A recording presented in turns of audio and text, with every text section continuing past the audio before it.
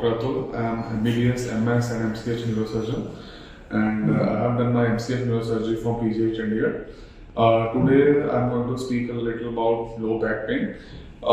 Basically, what is low back pain?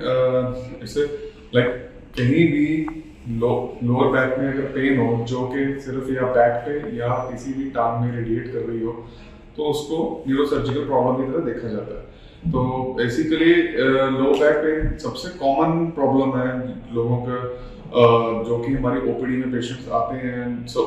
Most common problem is this of missing working hours. तो basically क्या है कि काम से लोगों का सबसे कॉमन कॉज जो होता है काम ना कर पाने का, तो वो है लो बैक पेन।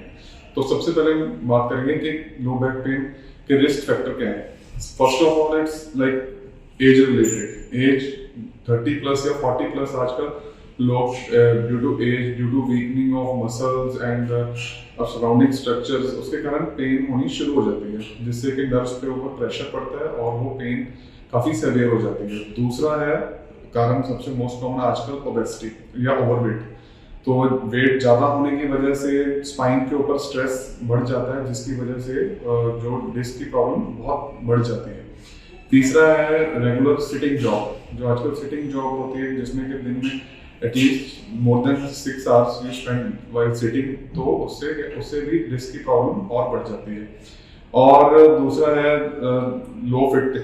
लो फिटनेस लेवल, स्मोकिंग, ये सारी प्रॉब्लम्स जो हैं ये डिस्क डिजीज को इनकरेज करती हैं। तो इससे हम प्रिवेंट कैसे करें? तो प्रिवेंशन के लिए वही है कि ओवरवेट को प्रिवेंट करने के लिए हम लोग करेंगे regular daily 30 to 45 minute exercises. और कोई भी सिटिंग जॉब हो तो उसमें more than 45 minutes at a stance बिल्कुल इकट्ठा काम नहीं करना। 45 मिनट्स के बाद take a break for 15 minutes and then return back to the job. And third is good diet. Low fat diet लेनी है, लो कैलोरी इनटेक, ताकि वेट लॉस हो और ज़्यादा और ओबेसिटी ना हो, जो कि इन सब की चीज़ के लिए नीड करती है। और नेक्स्ट आता है sleeping on a firm surface. Take a good mattress which has a firm surface, not a softer one. So इन चीज़ों से हम प्रिवेंट कर सकते हैं।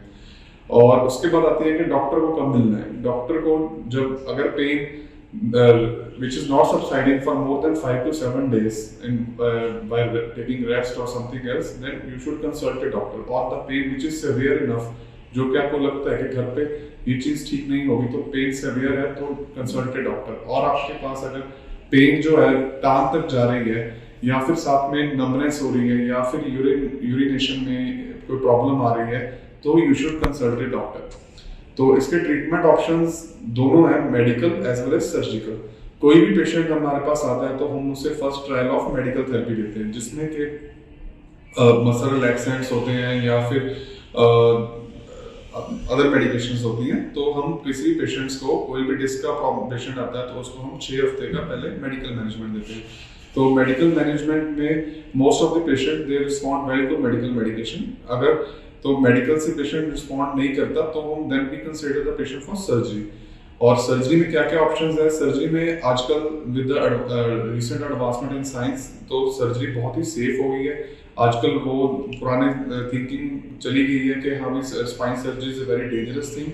सो सर्जरी में आजकल हमारे पास ओपन, मिनिमली इन्वेसिव और एंडोस्कोपिक जैसे ऑप्शंस आ गए, जिसमें छोटे से चीरे से डिस्क को निकाल सकते हैं और स्पाइनल कॉर्ड को फ्री कर सकते हैं, ताकि पेशेंट और पेशेंट सिंगल डे एडमिशन में और या नेक्स्ट डे पे डिस्चार्ज कर सकते हैं और the patient goes home walking next day. Thank you.